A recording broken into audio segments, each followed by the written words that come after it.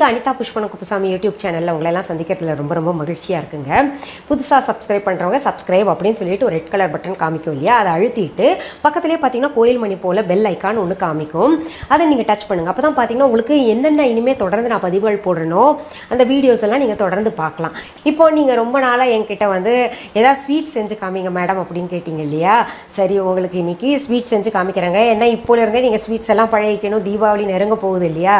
அதனால் உங்களுக்கு ஒரு நல்ல ஸ்வீட்டுங்க, பொதுவாக எல்லாருக்குமே ரொம்ப பிடிக்கும், ரசகுல்லா செஞ்சு காமிக்க போகிறேன். அந்த ரசகுல்லா செய்கிறதுக்கு தேவையான பொருட்கள் என்னென்னு பார்த்துடலாமா. பன்னீர் 400 கிராம், சர்க்கரை 4 கப், மைதா மாவு 3 டீஸ்பூன், கல்கண்டு 2 டீஸ்பூன், ரவை 3 டீஸ்பூன், தண்ணீர் தேவையான அளவு. முதல்ல நம்ம அடுப்பை பற்ற வச்சுங்க, ஒரு பேன் வச்சுக்கணும். அந்த பேனில் 5 கப் தண்ணி ஊற்றிட்டு அது சூடாகட்டும், அப்படியே இருக்கட்டும். அதுக்கு அடுத்தது இந்த பன்னீர் பாருங்கள். இந்த பன்னீர் வந்து 2 நான் எடுத்திருக்கேன், அதாவது 400 கிராம் எடுத்திருக்கேங்க பன்னீர். இது ஒரு கலரில் இது ஒரு கலரில் இருக்குன்னா ஒவ்வொரு கம்பெனி ஒரு மாதிரி இருக்குது. இந்த பன்னீர் என்ன பண்ண போகிறேங்க, எல்லாம் உடைக்க போகிறேன். நான் கட்டி இல்லாமல் நல்லா உடச்சி விட்டுர்லாங்க. முடிஞ்ச அளவு பாருங்கள், நான் கட்டி இல்லாமல் உடைச்சிருக்கேன். இப்போ இதில் என்ன பண்ணணுன்னா, இப்போது இங்கே பாருங்கள், கட்டி பிடிக்காமல் பண்ணியிருக்கோம் இல்லை, இதில் ரவா கொட்டிக்கணுங்க. எல்லா ரவையும் போட்டு நல்லா அதையும் கலக்கணும். இப்போ இப்படி தேய்க்கணுங்க, ஒரே டைரெக்ஷனில் தான் தேய்க்கணும், இல்லை சாஃப்ட் ஆகும் அப்படி தேய்ச்சா. பாருங்கள், இப்போ நல்லா தேய்ச்சதில் ஒரு மாதிரி இலகி கொடுத்துருக்கேன். இங்கே பாருங்கள், நல்லா இலகி கொடுத்துருக்கு, ஒரு மாதிரி ஈவனாக இருக்குது எல்லாமே. இல்லாட்டி வந்து கரடு முரடாக இருந்தது, நல்லா ஸ்மூத்தாக இருக்குங்க இந்த கலவையே. அடுத்தது நம்ம அடுப்பில் பாருங்கள் தண்ணி வச்சோம் இல்லையா, அதில் பாதி சர்க்கரையை கொட்டிக்கலாங்க. 4 கப் சொல்லியிருந்தேன், பாதி சர்க்கரை கொட்டிக்கலாம். அடுத்தது நம்ம இதை என்ன பண்ணணும்னா சின்ன சின்ன பால்ஸாக உருட்டிக்கலாங்க.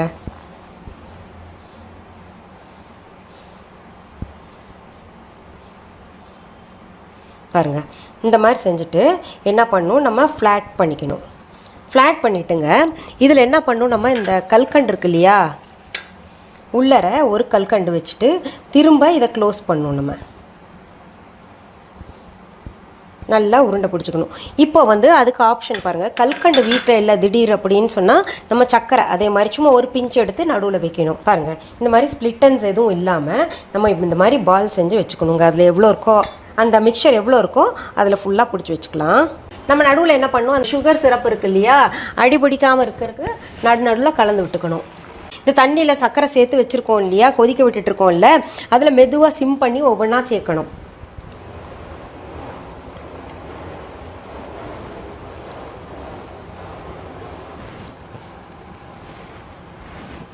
நீங்கள் நல்லா இந்த மாதிரி அகல பாத்திரம் இல்லாட்டி நீளமான பாத்திரம் வச்சுக்கோங்க. இது வந்து ஒன்றோட ஒன்று உரசக்கூடாதுங்க, அது வேகும்போது போட்டு கலக்கக்கூடாதுங்க, மூடி வச்சிடணும், அப்படியே வேகட்டும். அப்புறம் இன்னொரு பாத்திரம் எடுத்துக்கோங்க, அதில் வந்து இந்த மைதா மாவு இருக்குல்ல, அதை கொட்டிக்கணும். தண்ணி ஊற்றி கட்டி பிடிக்காமல் கலந்து விட்டுறணும்.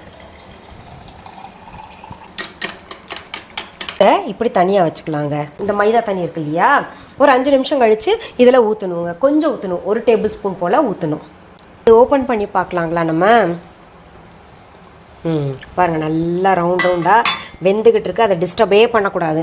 நம்ம இப்போ என்ன பண்ணணும்னா, இந்த மைதா தண்ணி கலந்து வச்சுருக்கோம் இல்லையா, அது 1 டேபிள் ஸ்பூன் அளவுக்கு மெதுவாக இதில் விடணுங்க. விட்டுட்டு கலக்கவே வேண்டாம், திரும்ப நம்ம மூடி வச்சிடணும்.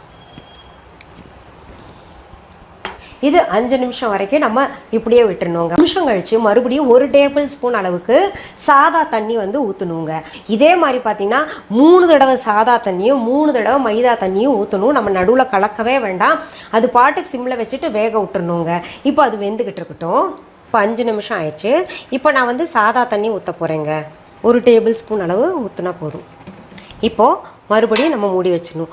நான் சொன்ன மாதிரி 3 தடவை இந்த ப்ராசஸ் பண்ணுங்கள். அடுத்தது மைதா தண்ணி ஊற்றணும். நான் இப்போ பாருங்கள், அந்த சாதா தண்ணியும் மைதா தண்ணியும் ஊற்றி ரசகுல்லா பாருங்கள் நல்லா உப்பலாக அழகாக வந்திருக்குல்ல, வேகட்டும். அடுத்தது பாருங்கள், பக்கத்தில் ஒரு அடுப்பு பற்ற வச்சுங்க. நம்ம இப்போ பாகு காய்ச்சிடலாம். மீதம் இருக்கிற சர்க்கரை இருக்கு இல்லையா, பார்த்துக்கோங்க, உங்கள் சர்க்கரை டேஸ்ட் பொறுத்து இருக்குங்க. நிறைய பேர், ஒரு சிலர் வந்து நிறைய சர்க்கரை வேணும்பாங்க, ஒரு சிலர் குறைச்சி வேணும்பாங்க.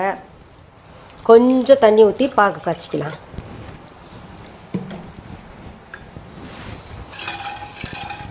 இப்போ பாருங்க சுகர் சிரப் வச்சுருந்தோம் இல்லையா, இதில் பாகு காய்ச்சறதுக்கு ரொம்ப நான் கம்பி மாதிரி காய்ச்சலிங்க, தண்ணியாக தான் காய்ச்சிருக்கேன். ஏன்னா ஒரு மாதிரி ஸ்வீட் ரொம்ப ஆகிடும்னு சொல்லிட்டு நான் பண்ணல. ஏன்னா ஏற்கனவே சுகர் தண்ணியில் தான் நம்ம இது போட்டு வேக வச்சுருக்கோம் இல்லையா. இப்போ பார்க்கலாம் பாருங்கள், இது ரொம்ப சரியாக வந்திருக்குங்க பக்குவம். ஆனால் நீங்கள் கடையை விட ரொம்ப சாஃப்டாக இருக்கும், அப்படியே கரையும் இது. இப்போ பாருங்கள், உங்களுக்கு டின்னில் அடைச்சே நீங்கள் விற்கிறத வாங்கியிருப்பீங்க இல்லையா, அது வந்து அந்த டின்னில் அடைச்சி விற்கிறது பார்த்தீங்கன்னா இந்த சிரப்போடைய பாகு காய்ச்சாமல் இந்த சிரப்போடைய டின்னில் அடைச்சி விற்பாங்க. இப்போ நம்ம வந்து இது அப்படியே சாப்பிட்டாலும் சாப்பிடலாம், ரொம்ப நல்லா இருக்கும். சர்க்கரை வந்து கம்மியாக இருந்துக்கிட்டு ரொம்ப நல்லா இருக்கும். அப்படி இல்லைன்னா நம்ம வந்து அந்த சிரப் தனியாக எடுத்து போட்டுக்கலாம். பாருங்கள்,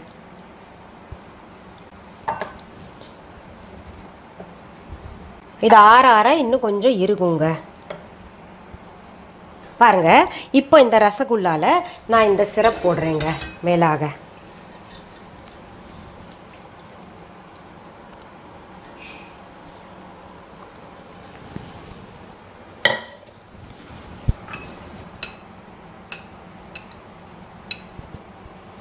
இது கொஞ்சம் ஆறணும், அப்போ நல்லா இறுகிடும். இப்போ நான் நல்லா வந்திருக்கான்னு நான் சாப்பிட்டு பார்த்து சொல்கிறேங்க உங்களுக்கெல்லாம்.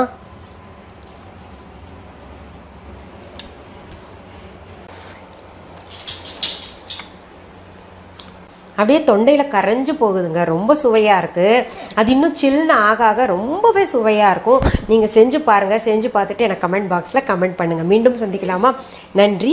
அன்பான வாடிக்கையாளர்களே, உங்கள் விஹா ஸ்டோரில் பூஜை பொருட்கள், சிலைகள், ராசிக்கற்கள், வாஸ்து பொருட்கள், விதைகள், பாரம்பரிய அரிசி வகைகள், சிறுதானியங்கள், ஆர்கானிக் பொருட்கள், மூலிகை எண்ணெய், மளிகை பொருட்கள், மரச்செக்கு எண்ணெய், மரப்பொருட்கள், வெள்ளி ஆபரணங்கள், கிஃப்ட் ஆர்டிகல்ஸ், காட்டன் மற்றும் பட்டு புடவைகள், காட்டன் சுடிதார்கள், பட்டு பாவாடை, குழந்தைகளுக்கான விளையாட்டு பொருட்கள், ஹை குவாலிட்டி இமிடேஷன் நகைகள், வீட்டு உபயோக பொருட்கள், ஜூட் பேக்ஸ், ஹேண்ட்மேட் சோப்ஸ், அழகு சாதன பொருட்கள், சிறுதானிய பிஸ்கெட்டுகள், ஹோம் அப்ளையன்சஸ், இன்னும் பற்பல பொருட்கள் விற்பனைக்குள்ளது. விஹா ப்ராடக்ட்களை நீங்கள் வாங்க விரும்பினால் அது எங்களுடைய viha.online வெப்சைட் மற்றும் சென்னை ராஜா அண்ணாமலைபுரத்தில் உள்ள எங்கள் விஹா ஸ்டோரில் மட்டுமே கிடைக்கும் என்பதை தெரிவித்துக் கொள்கிறோம். வேறு எந்த ஆன்லைன் வெப்சைட்களிலும் விஹா ப்ராடக்ட்கள் விற்பனைக்கு கிடையாது என்பதை நீங்கள் கவனத்தில் கொள்ள வேண்டும். எங்கள் விஹா ஸ்டோரின் விலாசத்தை கண்டறிய கூகுள் மேப்ஸில் விஹா ஸ்டோர் என்று டைப் செய்தால் வழியை கண்டறியலாம். www.viha.online வெப்சைட்டிலும் விஹா ஸ்டோரின் அட்ரஸ் உள்ளது.